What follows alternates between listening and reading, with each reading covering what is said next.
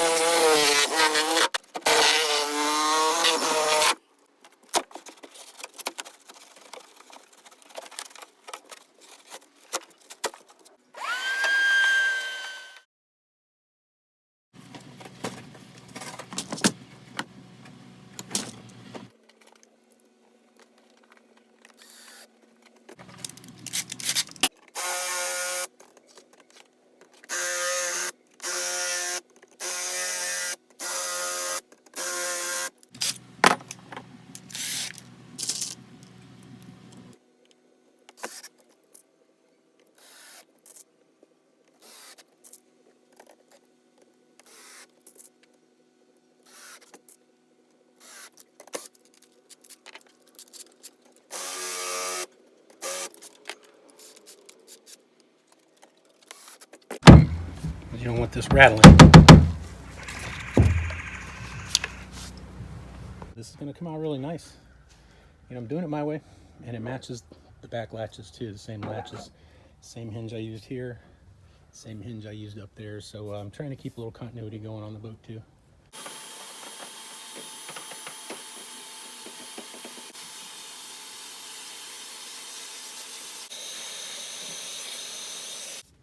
Alright guys, so I had these old boxes laying around.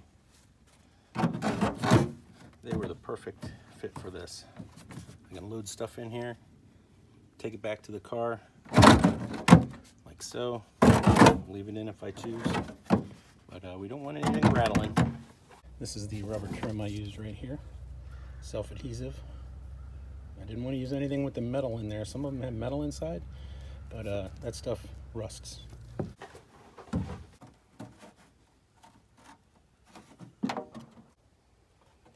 Peel off one side,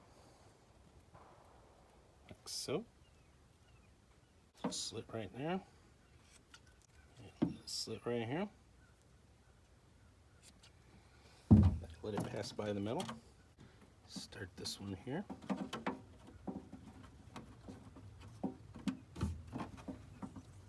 Don't squeeze it or it'll stick itself together. I cut this over a little.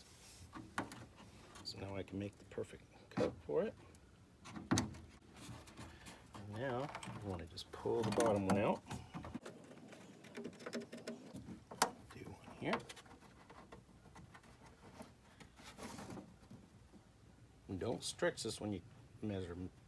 Keep it nice and solid. Get it tucked up in there.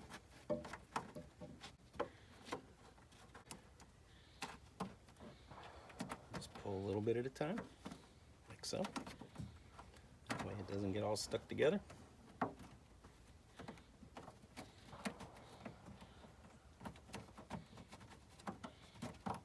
you get to the end, around the corner. Okay, then you come back, just pull your bottom strip, and it's done.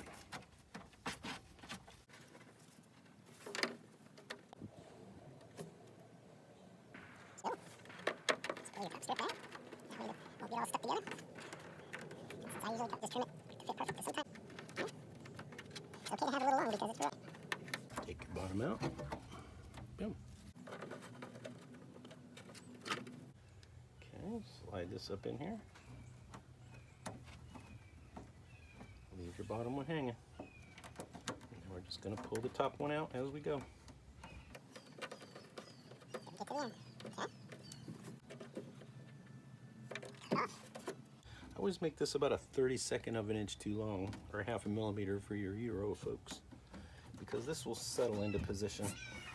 And another thing that will happen is when the sun beats on this over the years, this stuff is going to stick really good, but it's also going to shrink about a millimeter per foot.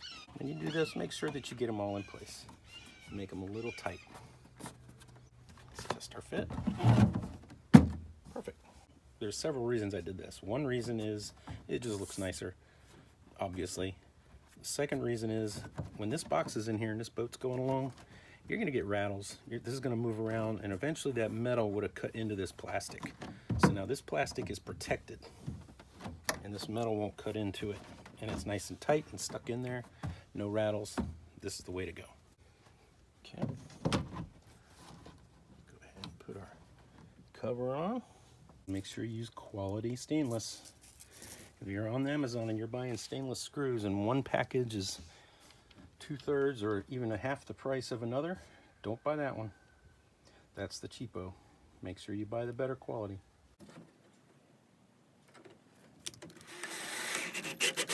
Similar reveal on the right as you do on the left. Yeah, break it. That's perfect. Little things like that you got to keep an eye out for.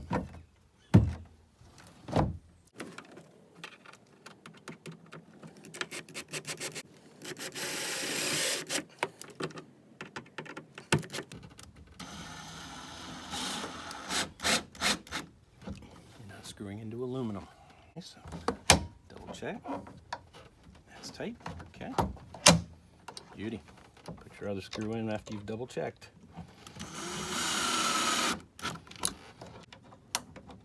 A nice locking latch. No rattles. These things work great. They don't look super cool or super high tech, but you know what? They're stainless steel. They last forever. The reason I build my own hatch tops is because the hatches you buy, they last about 2 years and then the sun eats them. This is HDPE. It's UV stabilized. These will last forever. This will last forever. The hinge, the screws, everything here will last forever. You don't have to worry about this because this plastic is underneath. The sun's not hitting it. And if you build this properly and you do a good job under here and take your time getting it to fit right with stuff like this, you don't have to worry about that. You can drill these holes out bigger. I don't do that because now this is super tight. There's no wobbling. Drill these holes out underneath these screws. This thing's gonna wobble. It's gonna loosen up. Okay. Pull this one in.